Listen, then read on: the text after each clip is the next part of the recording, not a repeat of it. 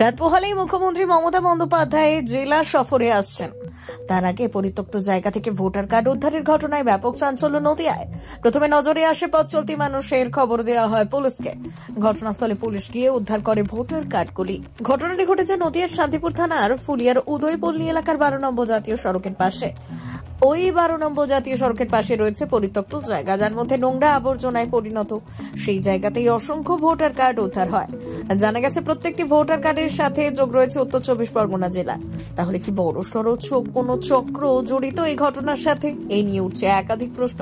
খবর জানাজানি হতেই ব্যাপক চাঞ্চল্য ছড়িয়ে পড়ে এলাকায়। ছুটে আসে স্থানীয় মানুষ। ঘটনাস্থলে পুলিশ গিয়ে পরিস্থিতি খতিয়ে দেখার চেষ্টা করে। এছাড়াও উদ্ধার করে অবৈধ ভোটার কার্ডগুলি। আমার নাম সুফল পরামানি। কোথায় বাড়ি? তার নাম কালু। কোথায় বাড়ি আপনার? দুয়ারপাড়া। কি দেখতে পেলেন? ওই একজোড়া চাষি যাচ্ছিল মাঠে চাষের জন্য, কলা কাটবে বলে। তা দেখো বস্তাটা ফেটে গেছে, পা দিয়ে নাড়া মারতে এগুলো বেরিয়েছে, এই ভোটের ছবিগুলো। তারপরে আমাকে ডাক দিল, আমি লাঠি দিয়ে বাড়ি মারলাম, দেখছি এগুলো হরুর করে বেরোচ্ছে।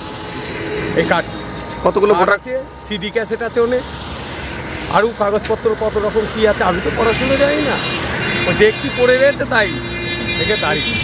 কিসের মধ্যে দেখতে পেলেন? প্যাকেটের ভেতর বস্তা। এই আচ্ছা, কতগুলো ভোটার কার্ড দেখতে পাচ্ছেন? এখন মোটামুটি কত 400-500 হবে। এখানে রয়েছে, আরও রয়েছে ভেতরে সব।